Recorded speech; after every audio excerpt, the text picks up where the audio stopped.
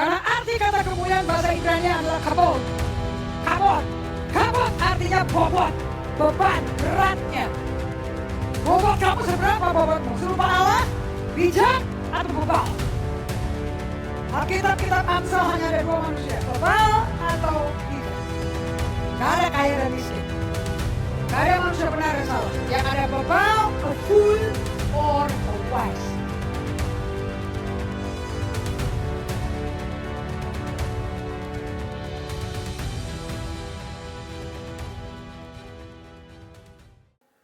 Ayat 16 sampai ayat 18, semua yang udah di atas 40 tahun, dengerin baik-baik ini. 30% dari ototmu pasti hilang. Begitu kamu lewat 30 tahun. Kita prime kesehatan tubuh kita hanya di usia 30. Begitu masuk 40 merosot otot kita. Dan Tuhan memakai gambaran alamiah untuk menggambarkan rohaniah. Betul tidak? Apa yang terjadi di alam, terjadi juga di alam roh. What happened in the natural also happened in the spiritual. Itu pengajaran pewahyuan yang saya terima dari Dr. Morris Cerullo. Everything is parallel. Gak ada orang baik di GGA. Yang ada orang yang perlu ditransformasi. So kalau Anda bilang, oh saya suka karena dia baik. No, tanya baiknya ada motivasi gak? Apa betul-betul mengasihi kamu seperti kamu mengasihi dirimu sendiri? Jangan terlalu gampang percaya orang. I don't trust my life to anybody. Even Jesus gak mempercayakan hidupnya pada muridnya. Makanya muridnya dipakai untuk mengkhianati dia supaya dia disiksa. He doesn't trust his life. Not at all. Baca kitab Yohanes. Karena Yesus mengenal pikiran mereka dan tidak mempercayakan dirinya pada mereka. Lah kamu mempercayakan hidupmu yang cuma sekali doang di bumi. Salah kawin lah, jatuh cinta lah, hamil luar nikah lah. Isn't that stupid? Bolehlah stupid sebelum bertobat. Tapi setelah bertobat, no stupido. Ada amin? Mukamu kayak harus susah semua loh. Dikasih nasihat mukanya kayak susah semua. Ya aku udah salah gitu. Aduh, kalau saya digituin bangkit man. Saya orang yang gak pernah nyerah. I got it, I did wrong, bangkit deh. 7 kali orang benar jatuh, selalu berdiri. Oh iya, amin dong. Jangan Tuhan dong ngomong kok. Aminnya pakai mikir lagi. Ayat 16. Kayak botak loh. 2, 3. Sebab itu, ganti kata kami dengan saya. Atau enggak kami rame-rame GGA. Is that okay? Oke, termasuk Ibu Rika ya. Udah jauh-jauh dari Ambon ya. Oke, 2, 3. Sebab itu kami yang ada di sini tidak tawar hati. Apa itu tawar hati? Butuh garam? Apa artinya tawar hati? Gak putus asa. Gak ada tuh kata depresi, stres, itu gak ada tuh. Di dalam Kristus kalau jiwa kita sehat, gak ada tuh depresi dan stres. Obat tidur, obat penenang, Valium tidak ada di lemarimu. Right? Tapi kalau kamu ikut counselor, oh dianjurkan. Kamu gak ada belas kasihan. Belas kasihan ada. Tapi kalau terus memanjakan kayak gitu, bagaimana mengandalkan Tuhan kalau mengandalkan obat? Sama aja kayak orang, makan tidak tahu batasan. Tahu gak tidak tahu batasan? Ya, badan sudah merosot. Otot udah lembek, lari belum setengah kilometer ngos-ngosan. Ada tahu, Dr. Henry berkata, kalau kamu sampai naik tangga turun tangga, lari belum sekilometer udah ngos-ngosan, itu bukan problem kamu gak fit. Itu problem ototmu udah hilang masa. Dan tadi pagi saya sambil disisir rambut saya dengerin sampai tukang salon kita juga dengerin. Tapi saya mau bilang, itu penting sekali. Kenapa kalau saya, it's not that, Dr. Henry bilang bukan 10,000 step yang penting. Tapi seringnya melakukan stretching, olahraga untuk otot kamu. Itu mesti dikasih makan. Dan mesti dibentuk. Tuhan ngomong di badan kita sama di roh kita sama. Kok kamu gak bisa hanya badan? Kita kan manusia amfibi kan? Gak bisa hanya daging yang difokuskan, tapi alam rohnya, hidup rohnya gak diikutin. Kita harus di dua-duanya sama kayak katak. Kalau di darat terus mati dia, kalau di air terus mati. Dia harus ada di dua-duanya. Same thing with us. Galatia 5 ayat 25, hiduplah oleh roh. Dan bukan oleh keinginan dagingmu. Jadi daging masih ada gak? Kalau masih berkeinginan. Ya dong, kalau enggak ada dong menu Pontianak keluar di GGA. Tawar hati itu artinya kondisi jiwa gak sehat. Kenapa kok disuruh mentaati Tuhan kok tawar hati? Itu yang bikin saya suka spanning. Kalau udah ikut firman, udah baca firman, udah terima aja apa adanya. Kan ini pencipta kita kan tahu yang kamu butuh apa. Dan dia tahu yang terbaik buat kamu. Rancangannya kan rancangan Tuhan, rancangan sempurna. Jadi kenapa mesti dipertanyakan? Hanya karena gak bisa makan kok. Apa? Itu aja dikoreksi terus lagi. Heran, cukyo kok aku dikoreksi. Kasih firman ditakuti. Benar-benar manusia. Udah dong, ubah dong dari berdosa pakai manusia Kristus dong. Capek gue ngomongnya juga. Kita yang korban gue capek loh negur orang terus. Jangan pikir saya menikmati loh. Saya gak digaji kamu untuk lakukan ini. Ayat 16. Lebih enak kita semua diberkati oleh Tuhan dan menikmati buah dari Tuhan. Dan buahnya memuliakan Allah. Dan kita punya full akses ke kekayaan Tuhan. Kesehatan, damai sejahtera, sukacita. Bukankah itu obat sehat fisik? Bukan suplemen sama... Ini ya, tadi yang keputus ini. Kalau kamu makan apa tuh gara-gara si cuko ini loh. Lu koreksi gue terus sih. Apa namanya? Itu. Kamu gak mau berhenti makan itu. Apa? Nah itu. Dengerin. Terus kamu tiap hari minumnya obat pengencer darah. Sama obat kolesterol. Wah, munafik kamu. Udah gitu kamu datang ke ibadah. Terus kamu memuji Tuhan. Bagi Allah tak ada yang mustahil. Terus Tuhan berkata betul. Tapi kalau kamu makan apa? Padahal kolesterol tinggi, HDL-nya tinggi, LDL-nya tinggi, HDL-nya rendah. Mati gak kamu? Bunuh diri gak kamu? Kamu memuji Tuhan, liriknya kamu munafik, kamu jangan nyanyi dong. Justru kalau gak nyanyi, kamu diinsafkan bertobat nangis. Aduh, Tuhan aku gak jaga baitmu, aku gak jaga rumahmu. Aku lebih menikmati sih. Daripada mengikuti pimpinan roh Allah yang hidup. Udah gitu si Henry setengah mati lagi mesti ngatur lagu, milih lagu. Belum tentu si Nando bisa main keyboardnya. Belum tentu si singernya tahu. Kok semua. Terus gitu dia nyanyi, Roh Kudus datanglah di sini, Roh Allah yang hidup, peduiku. Terus Tuhan berkata, dirimu penuh dengan bagaimana Roh Kudus bisa masuk? Orang isinya semua.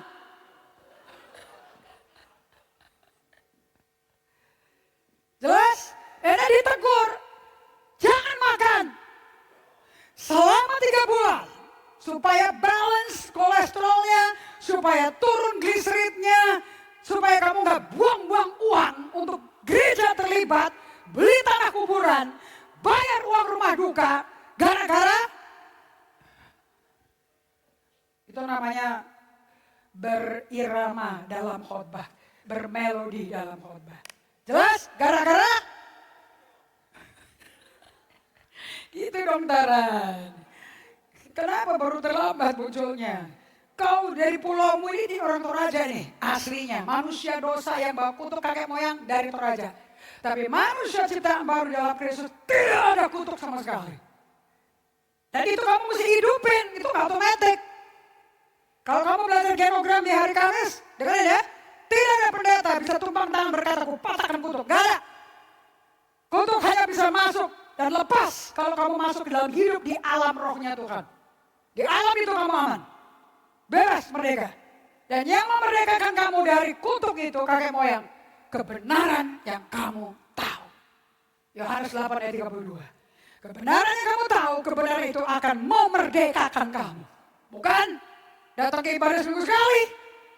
Dan yang dipikirin cuman yang keras dong. Saya kan lagi latih dia tuh jadi pengkhotbah. Oke, ayat 16 tuh, Tante Lili melek. Kalau gue kayak gini dia gak melek. Ayat 16, saya mesti bikin khotbah yang relevan. 3, 4, 5. Sebab itu kami tidak tawar hati. Tetapi meskipun manusia lahiriah kami semakin.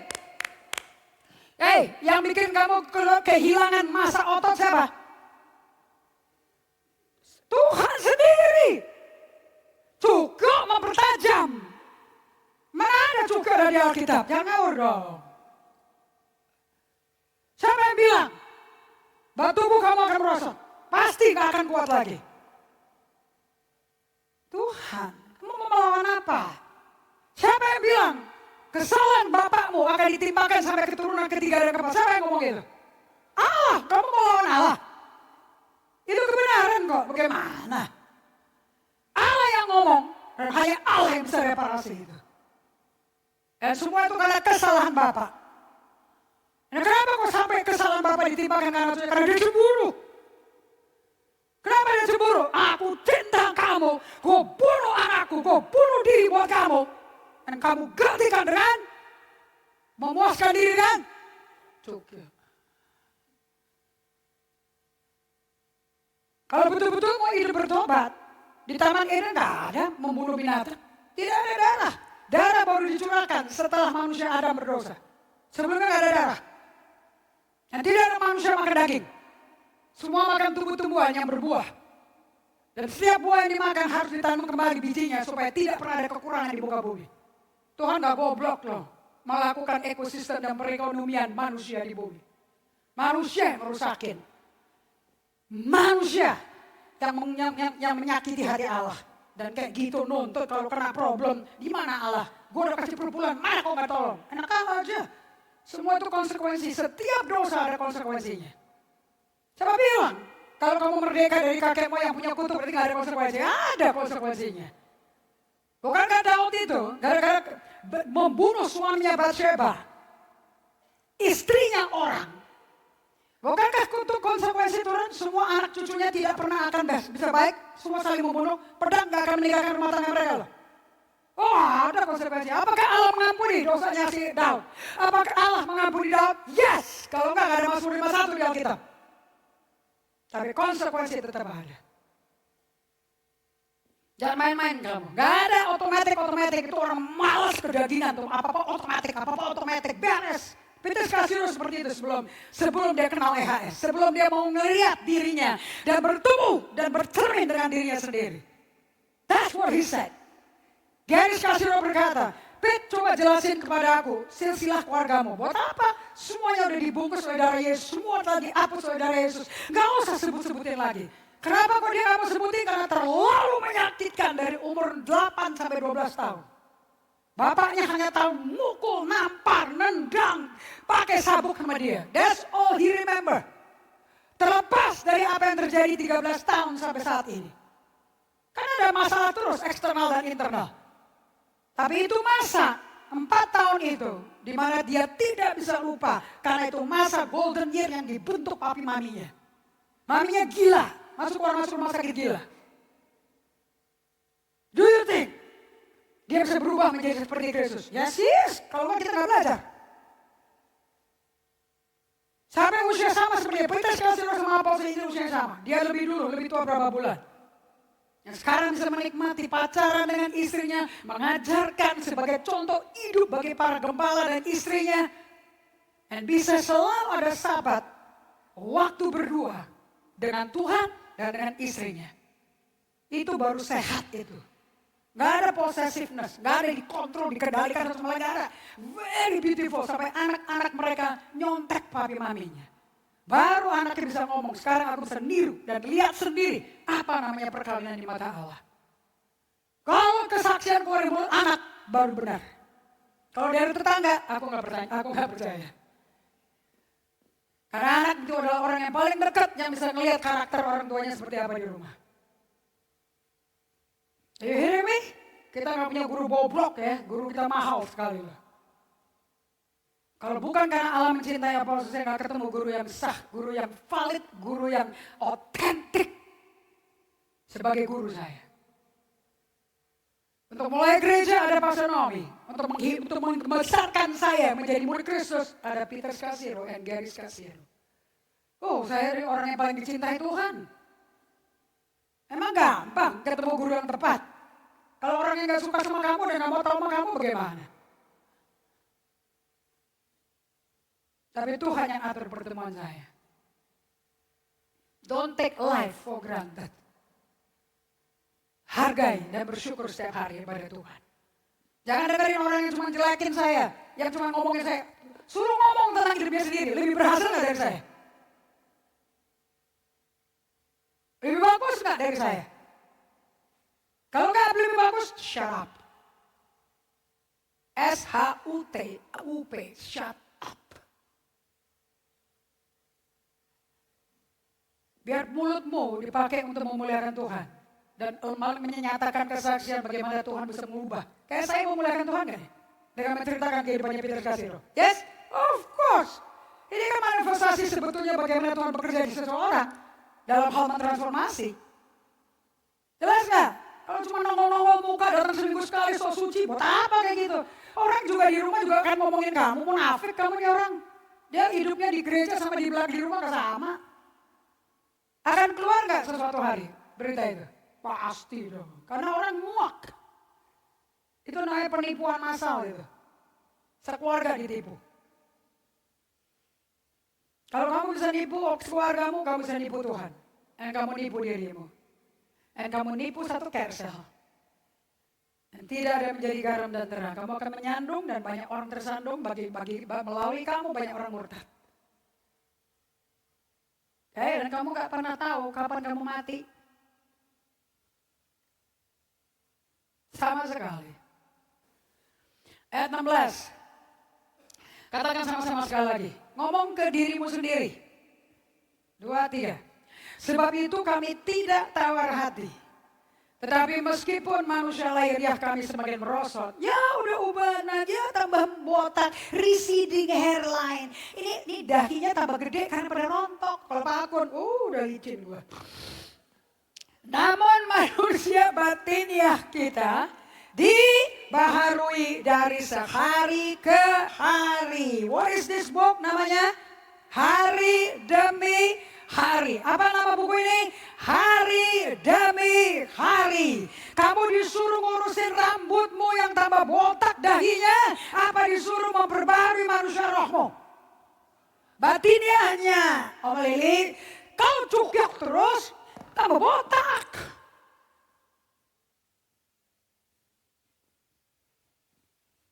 Ini manusia batiniah yang kamu mesti invest. Saya invest kamu di batiniah kamu. Bukan di badanmu sama sekali. Lanjut. Udah jelas ya? Ini firman atau usulan? Kamu lawan siapa? Ada orang melawan Tuhan menang. Oke? 17, 2, 3. Sebab penderitaan ringan. Lihat itu kata penderitaan ringan. Wow baby. Merosot lahiriah berarti penderitaan ringan. Gak ada merosot itu bikin kamu tambah fit. Fit and proper test. Gak ada sama sekali. Alright. Ayat 17. Mengerjakan bagi kami kemuliaan kekal yang melebihi. Saya mau tanya, mau dapat kemuliaan Tuhan bukan lampu, bukan sinar. Kemuliaan adalah kamu menjadi seperti rancangan ide asalnya. Do you got it? Manusia dalam kemuliaannya serupa gambar rupa Allah. Is that clear? Tidak pakai lampu terang di atasnya. Bukan, tidak ada seperti itu. Jangan salah definisi. Karena arti kata kemuliaan bahasa Ibrani adalah kabot. Kabot. Kabot artinya bobot, beban, beratnya.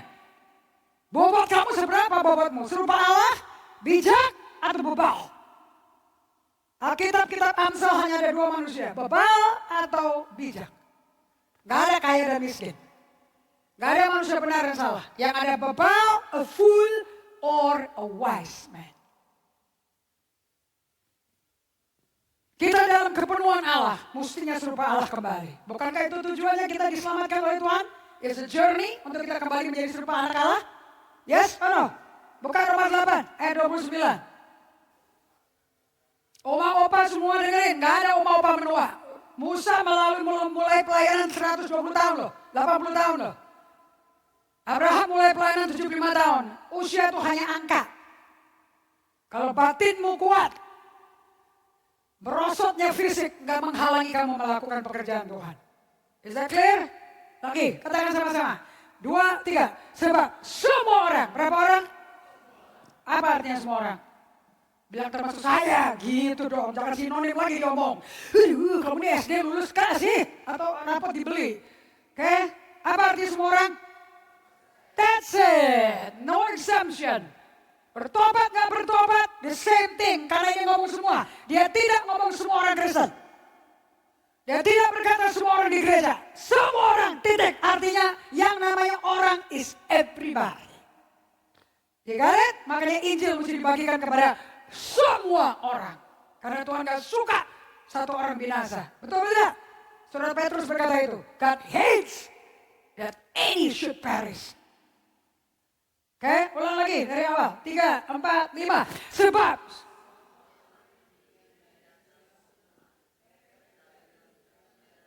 untuk menjadi, kata menjadi ini penting sekali. To become in the likeness, in the image of God's Son. Menjadi serupa gambar anaknya. Siapa nama anaknya? Jesus. Supaya Jesus, anaknya itu menjadi yang the first sulung di antara siapa ya saudaranya? Orang yang dipanggil dan dipilih Tuhan. Siapa itu? Kita semua. Kalau kamu nggak tahan duduk di GGA. Ini khotbah saya cocoknya buat orang yang udah tahu udah lahir baru bertobat. Kalau nggak kuat khotbah kayak begini. If you're not repenting, you probably be scared of me. Atau tertantang. And dia akan cari ketemu saya. I want to test you about what you say. Karena dia kepingin tahu. Dan itu terlalu gamblang, terlalu benar cara menyampaikannya. Dan firman tidak ada cacat. Satu iota pun gak cacat. Lu mau nantang apa? Paling cuma berani dua sama saya. Nanti dua kalah, juga kabur, pindah gereja. Kamu menjadi yang namanya vagabond. You know what vagabond is? Kayak kain tuh. Kerjanya mengembara dari tempat ke tempat. It's a vagabond. Bahasa Inggrisnya orang mengembara. Kalau kamu mengembara terus, matilah. Mana ada tanaman ditanam mengembara terus, copot dari tanah lama-lama juga mati. Betul nggak? So how can you fight God? Kenapa kamu diselamatin sama Tuhan? Supaya saya menjadi serupa gambar rupa Yesus. So ada goalnya kamu datang ke ibadah. Ada goalnya kamu datang ke Kersel. Apa kamu bilang Kersel? Kita nggak mau. Saya belum siap. Saya sibuk. Saya gini. Teteh bengek. Dan gitu ya. Yang kamu lawan itu Tuhan loh. Dan kamu tidak bisa bertumbuh, dimuridkan tanpa berada di komunitas. Tidak bisa. Kenapa Apostle mesti ada komunitas? Sebab kamu akan bertemu dengan masing-masing punya kedagingan. Egois semua. Besi akan mengasah besi. Dan siapa yang mau diasah akan menjadi bejananya Tuhan. Yang tidak mau diasah akan rusak bentuknya dan pindah-pindah vagabond. Dan tidak menjadi seperti yang Tuhan mau. Dan kalau kau gak menjadi seperti apa yang Tuhan mau, kamu hidup tanpa Tuhan, kamu akan binasa. Jadi siapa yang menentukan orang itu binasa atau tidak? Ya kamu sendiri. Mana Tuhan disalahin? Masa iblis disalahin? Iblis juga sakit hati loh sama kita. Kenapa? Selalu disalahin. Karena kuasa kegelapan. Karena kuasa kegelapan. Gue memang gelap, tapi lu kan terang. Jangan gue terus digelapin dong. Penggelapan terus. Lu yang gelapin gue. Anggap gak? Udah bohong, udah kompromi sama dosa. Nyalain Tuhan lagi. Jujur itu kunci daripada sadar diri. Itu kunci dari kemenangan. Mana kata amin? Itu dong, amin yang keras Pak. Ayat 18. Saya nggak bisa membangun orang kerja dengan sisi pastoral. Itu penasehatan. Bagaimana mau berubah pakai penasehatan? Perubahan itu sakit. Perubahan itu decision. Penderitaan ringan sekarang. Jadi kalau ikut Tuhan itu santai apa menderita? Berubah itu sakit nggak? Bertobatan itu sakit tidak? Siapa yang bilang? Siapa yang bilang? Apa jadi benci gue? Kalau aku tuh sejalan sama ini. I'm all in with this. Sakit lari, sakit menghindar. Nanti belajar namanya silent treatment, stonewalling. Wah, buang-buang duit lagi, ngajar belajar emosi, sakit jiwa kayak begitu, sakit mental. Bu ini ditaati, gak ada silent treatment. Gak ada depresi, gak ada stres. You're free. Karena kemuliaan Allah penuh di kamu. Apa itu kemuliaan? Aku menjadi seperti yang Allah rancangkan. That's kemuliaan. Is that clear? Udah bergaul sama firman jadi pinter. Karena yang bikin ada di kita. Dan yang bikin itu mau ngomong melalui Alkitab. Jadi Alkitab sama pencipta kita yang ada di badan kita, yang tinggal di hati kita. Keluarlah kita seperti rancangan sebetulnya. Begitu dah. Makanya orang yang merenungkan firman Tuhan siang dan malam. Mereka seperti tanaman ditanam di tepi sungai. Akarnya kena air terus. Dia gak takut musim kering. Karena airnya mengairi akarnya terus. Nutrisi dapat terus. Dia akan berbuah pada musimnya. Dan apa yang dia pegang pada hasil. Gak ada bos yang ngatur kamu. Kamu baru sukses ke perusahaannya bos kamu. Tidak ada perusahaan, tidak ada gereja sukses gara-gara bosnya sukses. Gara-gara anak buahnya sukses. Bagaimana kalian? You know perusahaan Southwest Airlines? Itu non-Kristen. Wah, rendah hati yang punya Southwest Airlines. Cuman Southwest Amerika ditutup yang dia kuasai. Asalnya. Original plan. Visinya simple. 3 kata. Make people happy. Gila gak? That's the vision. So semua orang datang ke pesawat itu should be happy. Kalau tidak, problem sama pegawainya. Jadi bosnya ngapain? Make the staff happy. Karena apa yang diterima staff, itu yang staff beri. Tidak pernah kalau ada keluhan passenger, mereka ngomong seperti ini. But can I change a seat please? I have emergency, cucuku mau mati, aku mesti get on the plane. Nggak ada, kursi nggak ada. Oh no. Dia langsung umumkan di pengumuman, di tempat nunggu.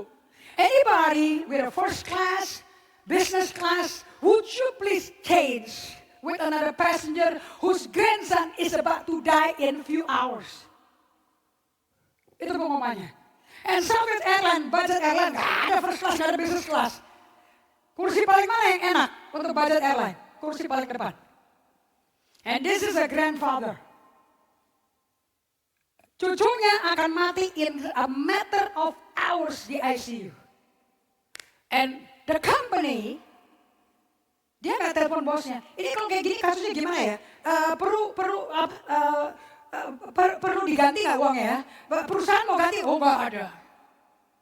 Anybody ready? I pay for myself $250 to exchange. Pegawai keluarin duit. Kenapa begitu? Karena bosnya keluarin duit ke dia. Dan langsung orang yang duduk di kursi depan. Karena itu opa, sudah 82 tahun. Dia dari parkir diturunin langsung ke boarding gate, man. Dia udah gak ada karena udah tutup counternya. Karena berita baru diterima, that's Southwest. Masuk diumumin, dia keluarin uang $250, thank you sir. Untuk mau menggantikan demi opa ini bertemu dengan terakhir kepada cucu yang paling mencintai dia. We are here to make people happy. Kamu tuh gak kebeli sih visinya Tuhan bagi kamu. Makanya semua hitung-hitungan duitmu, gajimu. Mana mungkin gajimu cukup untuk membiayai semua pekerjaan Tuhan? Mana mungkin. Tapi kalau kau percaya bosmu yang menyediakan segala yang kau butuhkan sesuai kekayaan kemuliaannya, gak ada yang gak mungkin. Tabungan gak berbicara, hati berbicara di Southwest Airlines. Buka aja semua di YouTube nanti. Bayar gak bu YouTube-nya? Langganan dong. Yang premium. Langsung diganti, opanya ketemu.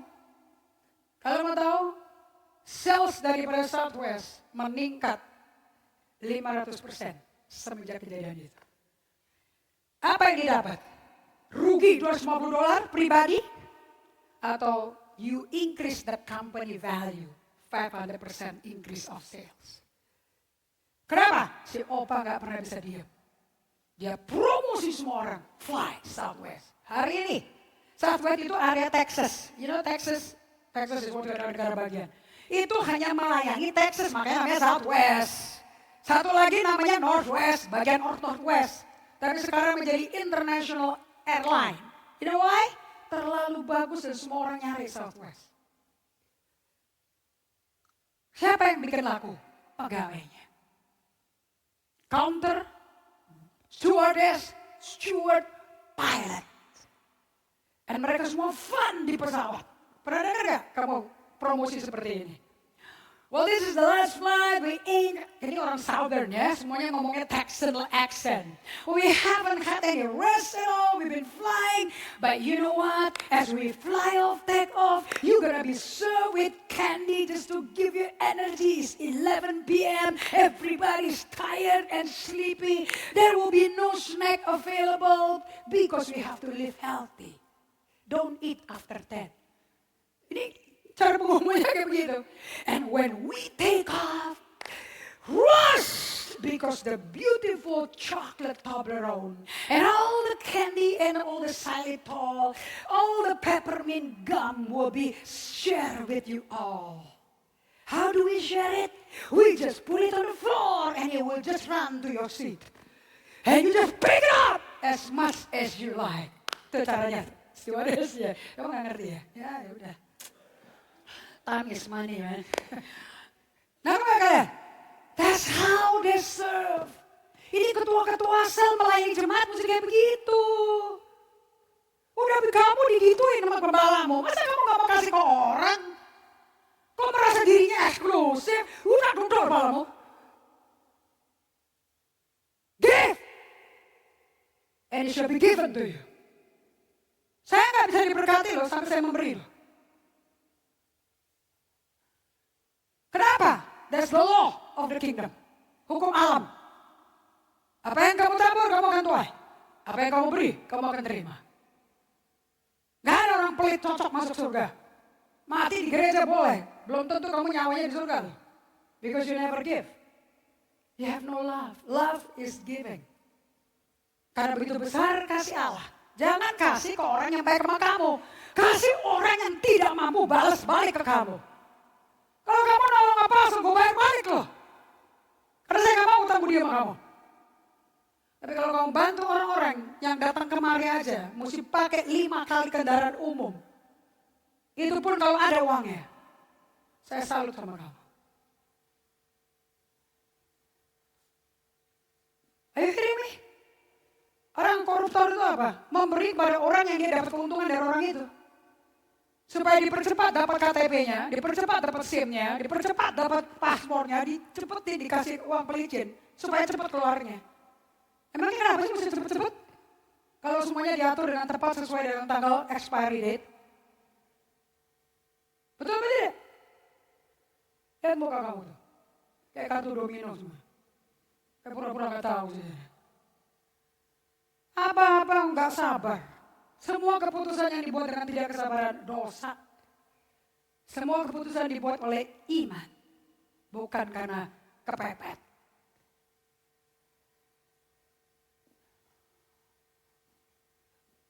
Is that right? Sepi sekali di sini. Ini rencana khotbah gue gagal semuanya. Ayat 17.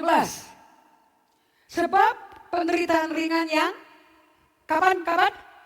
Kapan Pit? Kapan Inga? Kapan penderitaan ringan? Ringan. Tapi yang menderita. Penderitaan ringan. Untuk berubah seperti itu ada penderitaan ringan sekarang ini. Mengerjakan bagi kami. Wah, gue minta kemuliaan kekal dong. Yang nilainya lebih dari segala-galanya. Daripada penderitaan kecil aja lebih. Ada sakit, GERD, sesak nafas. Kalau bos lu datang juga biar GERD gue muncul loh. GERD. Yang bikin GERD itu siapa ya? Kamu sendiri. Itu kan sakit psikosomatik. Sakit kepikiran itu semuanya. Betul nggak? Oh, gue bongkar hari ini. Nyesel nggak datang hari ini? Ini merayakan kemenangan Tuhan. Ayat 18, katakan sama-sama. Saya udah capek ya sama Kristen sandiwara. I'm really sick and tired, man. Karena saya juga manusia loh. And I know how to live according to God's way. Dan saya nikmati sekali hidup sesuai firman Tuhan. Gak seperti kamu. I don't want to be like you. I want to be like Jesus. Itu bedanya kamu sama saya. So berteman sama apostle gak gampang loh. Because I choose my friend. Ayat 18, 2, 3. Sebab kami tidak memperhatikan yang secara lahir yang merosot, kelihatan nggak? Kelihatan nggak, Tante Lili? Jangan bobo dong. Kita kan pakai sasak kan, Tante. Berarti kenapa kita jadi sasak? Karena gepek.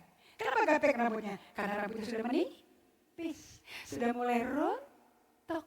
Supaya tetap awet muda jadi ditinggiin. Kalau nggak cepak botak. Bayangin kalau saya pakai Pak Akun rambutnya.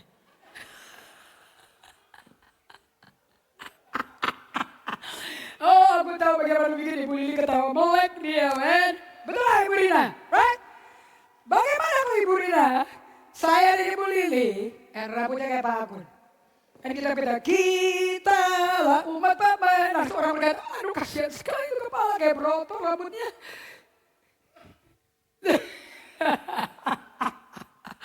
Saya senang bikin Dokter Lirni ketawa. Hadir, ketawa itu gembira. Hati yang gembira adalah tapi bukan ketawain orang. Ayat 18, katakan sama-sama. Saya senang bikin kan bisa ketawa loh. Kalau saya serius dan gentar gitu. Gigi enggak.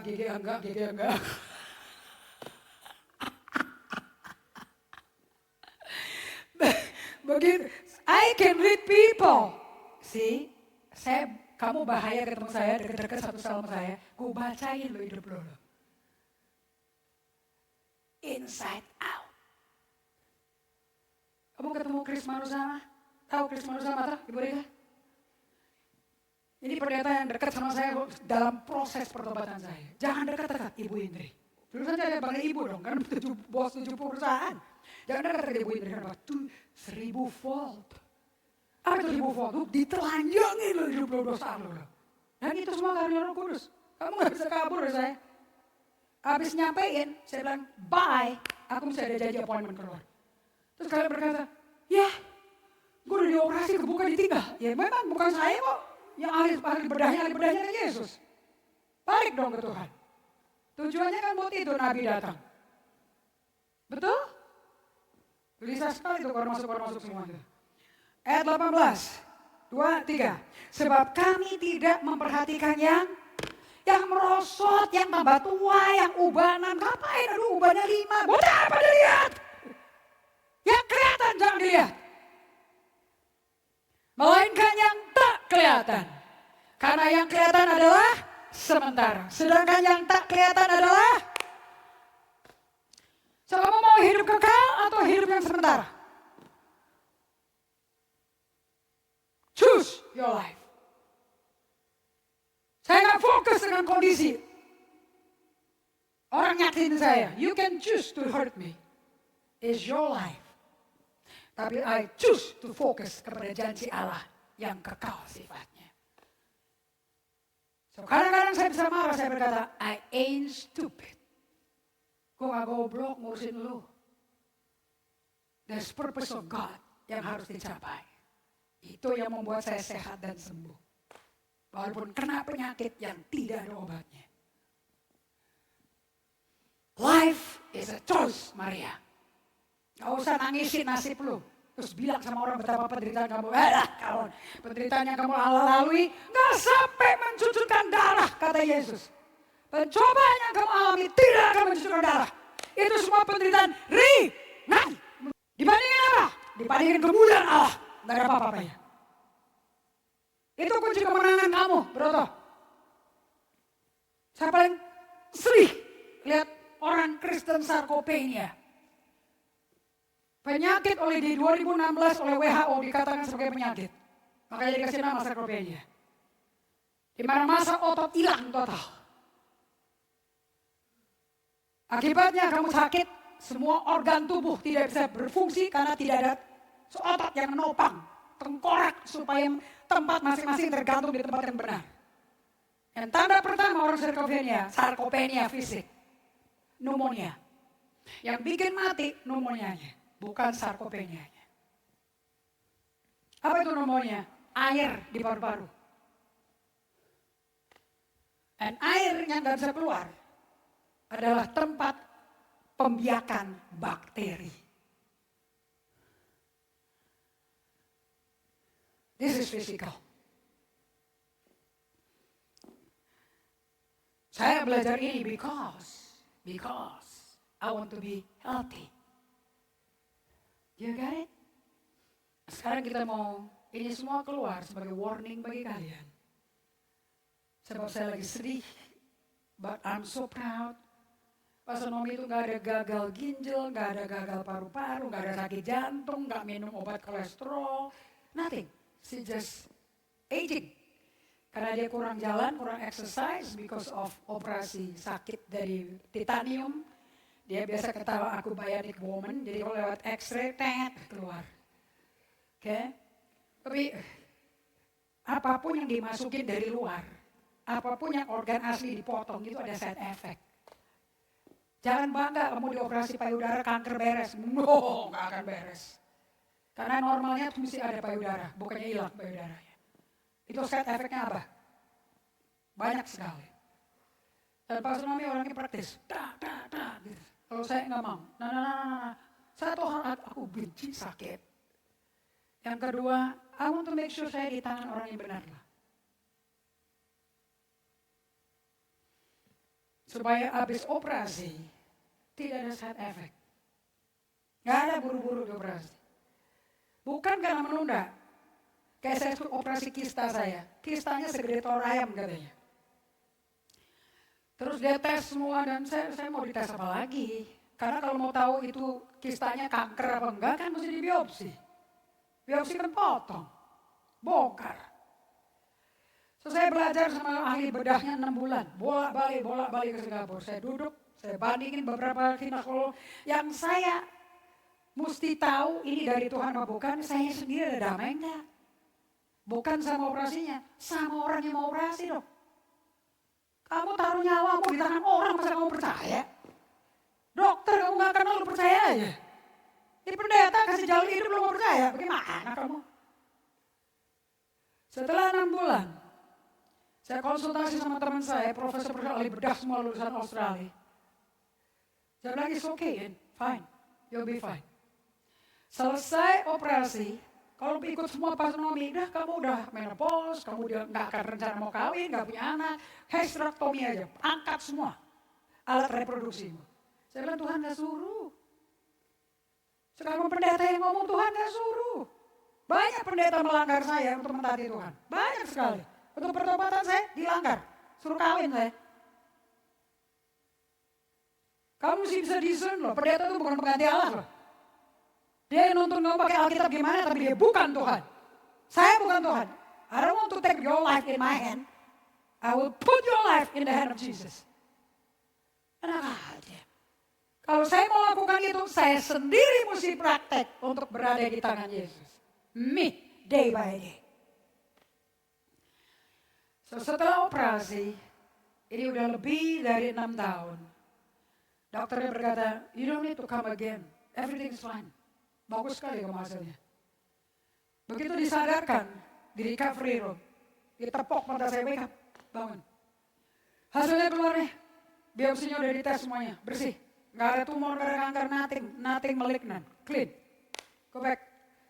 Terus yang paling kaget lagi saya, pas masuk ke kamar rawat inap pribadi saya di Glen Eagle. You know what the doctor said? Kalau ada rasa nyeri-nyeri, kasih aja Panadol. Hah? Panadol? Bukan buat sakit kepala. Saya baru belajar Panadol itu painkiller. Cuman killernya level berapa? Killernya. Tergantung penyakitnya, deritanya berapa dalam. Saya bilang, no, I don't want Panadol. I don't believe in Panadol. Itu aspirin, saya bilang. Saya cuma tahu yang namanya apa tuh, Ponstan sama obat painkiller lainnya. Banyak Panadol, so cheap. Terus dokternya ketawa, so cheap because my surgery is so good. Kamu tidak perlu painkiller sama sekali. Iya juga sih. Saya thank you dok. Saya tidak pernah ambil Panadol sama sekali. I'm healed, clean. But is that correct? No. Tuhan maunya semuanya dia yang sembuhkan. Orang hati yang lukanya dibalut kok. Masa kista di hidung telur dia nggak bisa hilangin? Bisa dong. Tapi dia hormati level iman kita. Saya nggak bilang operasi itu betul ya. Are you hearing me? Tergantung kamu. Waktu itu saya belum belajar day by day. I don't know. Apalagi udah khotbah pagi siang malam tiap hari satu khotbah di luar. 7 hari 7 malam mau khotbah. Mana mungkin saya punya day by day ngerti. Udah khotbah, udah ada karunia Roh Kudus, mujizat terjadi, udah saya pikir Tuhan udah bersertaku dong. Ternyata enggak. Itu urapan buat pelayanan, bukan buat kamu. Ada perbedaan. The anointing for me personally sama anointing for ministry. Beda sekali. Urapan buat pelayanan gak ada urusan dengan keselamatan jiwa saya. Keselamatan jiwa saya mesti tanggung jawab sendiri, aku dan Tuhan. Metafora, saya dan Tuhan satu setiap hari. That is salvation for me. Makanya Yesus sudah berkata, jangan kau pakai lagu Tuhan. Aku gak kenal kamu, pembuat kejahatan. Ini orang yang naging setan loh. Ini orang bernubuat loh. Ini orang yang khotbah.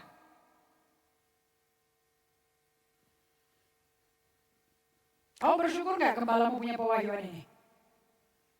Untung pada gembalamu waras, tau gak? Waras Alkitab. Saya tidak dikontrol sama satu manusia pun di sini. Gak ada orang dekat sama saya kalau kontrol saya. No money can control me. Only Jesus control me. Uang itu gak dibawa mati sama sekali. Uang itu dipakai untuk melebarkan kerajaan sorga. Makanya kamu mesti berbuah. Are you hearing me? Baca Ulangan 8 ayat 18. That is powerful. Oke, kita nonton sebentar. Pesan dari Pastor Naomi. Sangat sehat rohani dan jiwanya. Just the body, gak bisa handle lagi. One of the things I'm excited about is when I'm hearing that you there at AGC are really getting in with God, doing your time alone with God, growing in the Lord, and having a passion to reach out beyond yourself. You know why? Because in these days that we're living, most of the churches are in a decline. They're declining in their passion for God. They're declining in their purpose for God. They're going through a lot of religious programs, but not producing disciples, not producing converts. And the thing that you are doing now is, as you share, as you are learning, as you're going out beyond yourself, you are extending the kingdom of God. And that's God's mandate. I want to bless you. Thank you for being obedient to God. Thank you for asking God in your time of prayer, God, stir up a passion in my heart that I will fulfill your purpose in my life now and forever. God bless you. Amen. God bless everybody. AGC. Kalian ngerti pesannya dia apa? Kamu di GGA diajarin untuk dekat sama Tuhan loh, untuk punya waktu pribadi sama Allah loh.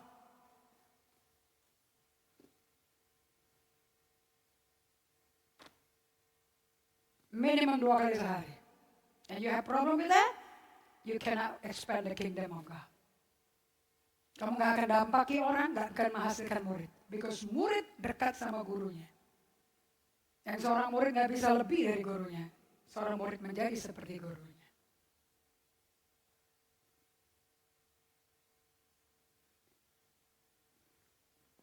Right? Tanpa day by day, gak sehat emosi. Gak sehat rohani.